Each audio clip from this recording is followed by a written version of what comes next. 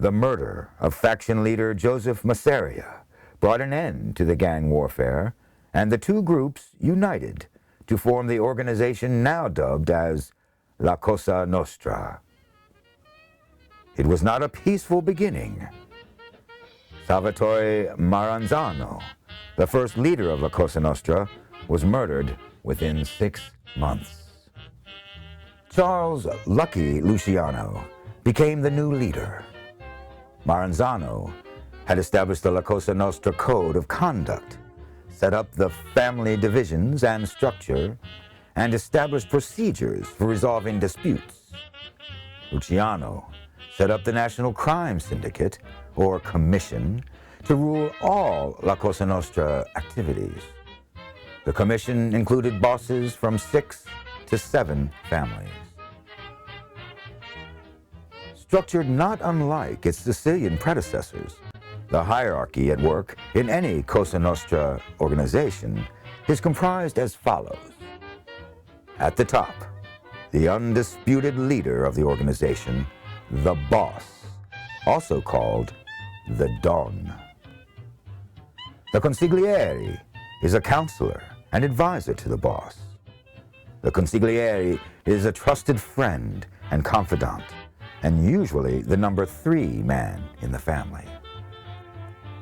The boss's second in command, known as the underboss, could be a family member, such as a son, who's being groomed to one day take over the family business.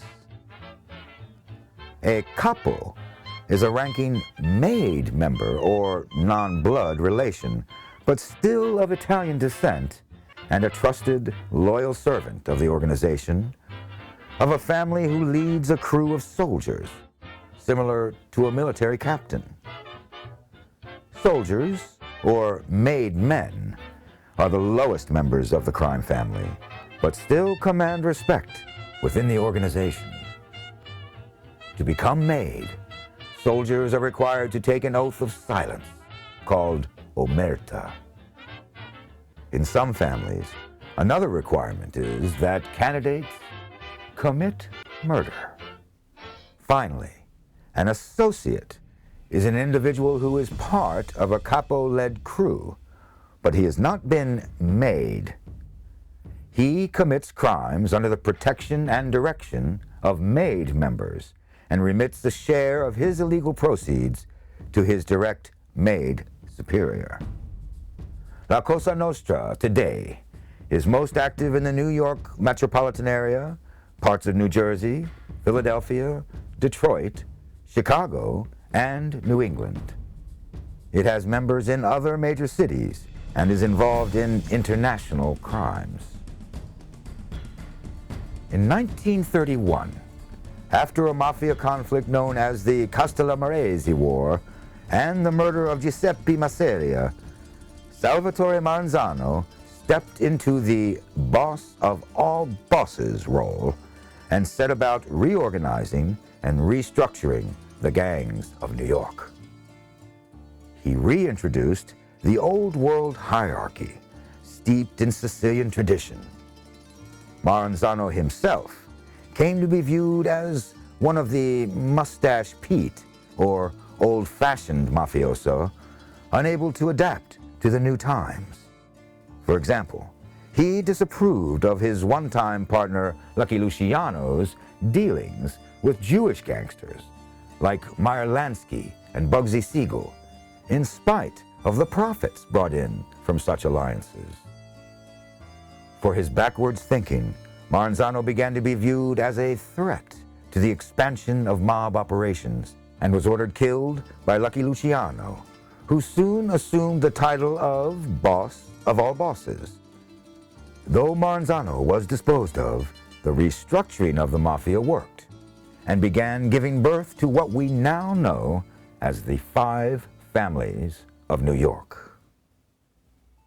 For a time, the Lucchese family was known as one of the more peaceful of the 5 families, and under boss Tommy Lucchese, one of the most low-key, which was much appreciated among Mafia Commission officials.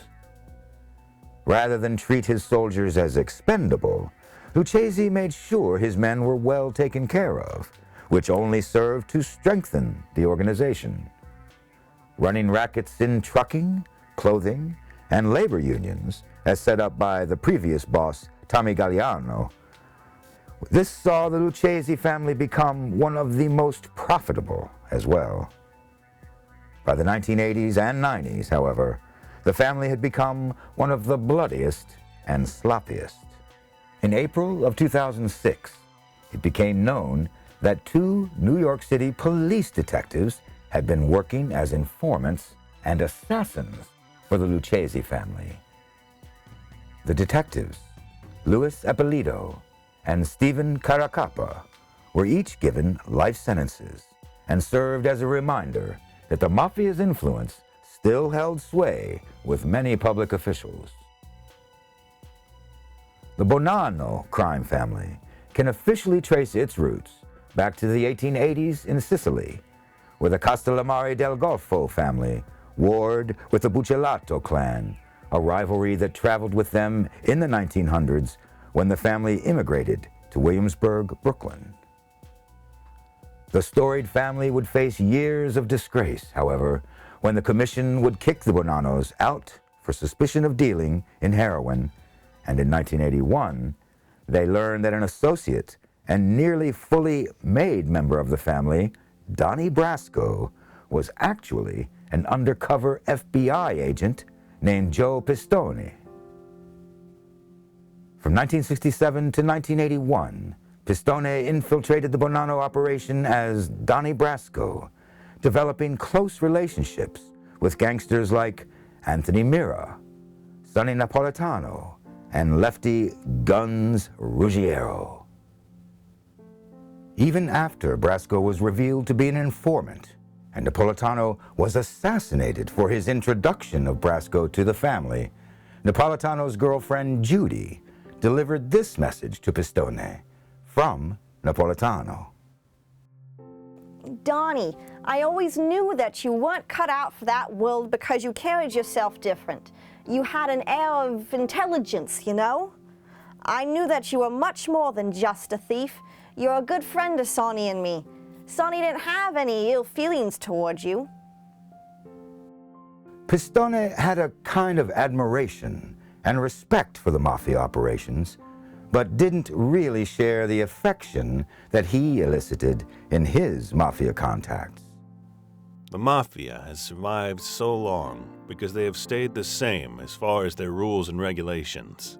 They keep their members in line by fear and intimidation.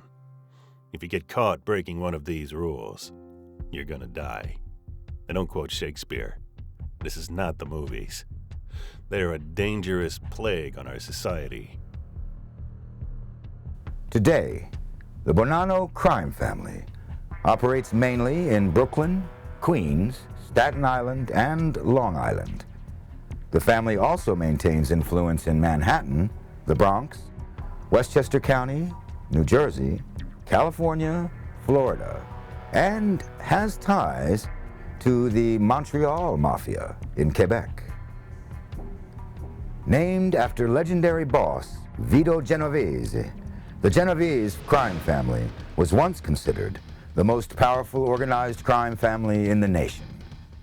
Members and their numerous associates engaged in drug trafficking, murder, assault, gambling, extortion, loan sharking, labor racketeering, money laundering, arson, gasoline bootlegging, and infiltration of legitimate businesses.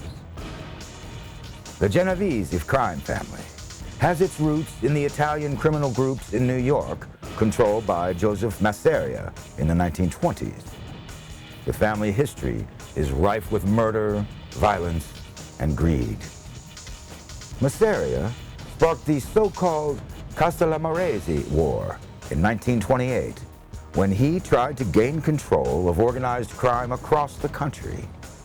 The war ended in 1931 when Salvatore Maranzano conspired with Masseria's top soldier, Charles Lucky Luciano, to have Masseria killed.